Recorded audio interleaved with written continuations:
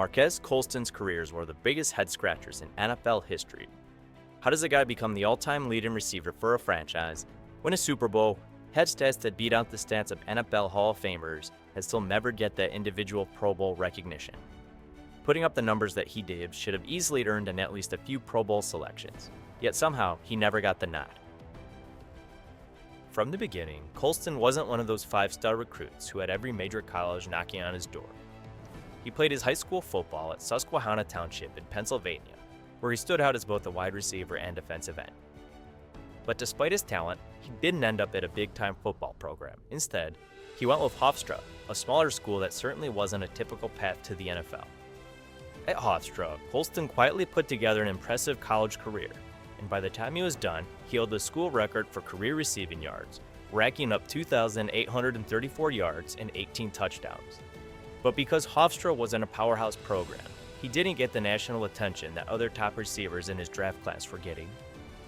When the 2006 NFL Draft rolled around, Colston was far from a well-known name. Scouts looked at him and thought he might be better suited as a tight end because of his size, measuring in at 6'4" and 224 pounds. But he did have deceptive speed, running a 4.5 in the 40-yard dash. Despite that, he slid all the way to the 7th round, where the New Orleans Saints took him with the 252nd overall pick, just 4 picks away from being completely undrafted. And while he was the 29th overall wide receiver picked, there really ended up being only one wide receiver in the entire draft who you can look at and say they had a better career, that being Brandon Marshall. Other notable wide receivers in this draft were Greg Jennings, a 2-time Pro Bowler, and Santonio Holmes, who both had solid careers, but their collective stats fall short of Colston's. Now in 2006, the Saints had just hired Sean Payton as their head coach and brought in Drew Brees as their new quarterback. The team needed playmakers, and Colston wasted no time showing that he was one of them. He impressed so much in camp that the Saints decided to trade their starting receiver, Dante Stallworth, before the season even started. With that, Colston saw himself competing for the third wide receiver spot against Devery Henderson, Lance Moore, and Terrence Carper.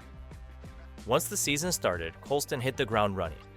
In his first NFL game, he caught a touchdown, and by week 3, he was already making highlight plays, including an 86-yard touchdown against the Panthers. He had back-to-back monster games in weeks 8 and 9, putting up 163 yards and 2 touchdowns one week, and then following it up with 123 yards and a touchdown the next. He finished the season with 1,038 yards and 8 touchdowns, helping the Saints reach the NFC Championship game for the first time in franchise history. He was also runner-up for Offensive Rookie of the Year, losing the award to Vince Young, while finishing ahead of his heavily hyped teammate Reggie Bush. Over the next few years, Colston delivered much of the same. In 2007, he had 98 catches for 1,202 yards and 11 touchdowns. Those are Pro Bowl numbers, but he still did not receive an invite. In 2008, he spent a chunk of the season hurt, but then got right back to it in 2009.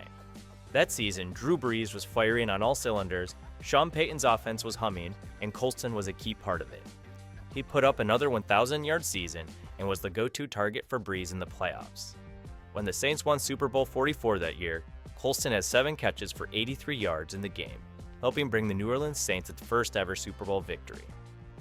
And now by this point, it was becoming clear that Colston wasn't going to get the recognition he deserved. He wasn't flashy, he didn't do wild celebrations, he wasn't a loud personality in the media. He just showed up and did his job. When asked about his lack of recognition, he was quoted as downplaying the importance of making a Pro Bowl, and instead put the focus on his team and making the playoffs. He went on to have 6 1,000-yard seasons, finishing with over 9,000 receiving yards, 72 touchdowns, and set nearly every Saints receiving record. From the period of 2006 through 2015, he was the 9th-ranked wide receiver in terms of receiving yards, 10th in terms of receptions, and 5th in receiving touchdowns. To add further perspective, he had more career receiving yards than guys like Lynn Swann, and more touchdowns than Michael Irvin, both of whom are Hall of Famers. And when Drew Brees retired, Colston still held the record as the player Brees threw the most touchdowns to, beating out Jimmy Graham, Lance Moore, and Michael Thomas. Yet, if you ask the average NFL fan to name the top receivers of the 2000s, Colston's name rarely comes up. Why? Maybe it was because he played in New Orleans instead of a bigger market. Maybe it was because he wasn't a diva wide receiver like others of his era. Whatever the reason, it doesn't change the fact that Marques Colston was a star. Pro Bowl or not, his legacy in New Orleans is cemented. In the end, Saints fans never needed a Pro Bowl nod to tell them what they already knew, that Colston was one of the best to ever wear the black and gold. Hey, if you've enjoyed this breakdown, don't forget to like and subscribe. We've got plenty more sports breakdowns coming your way. Thanks for watching.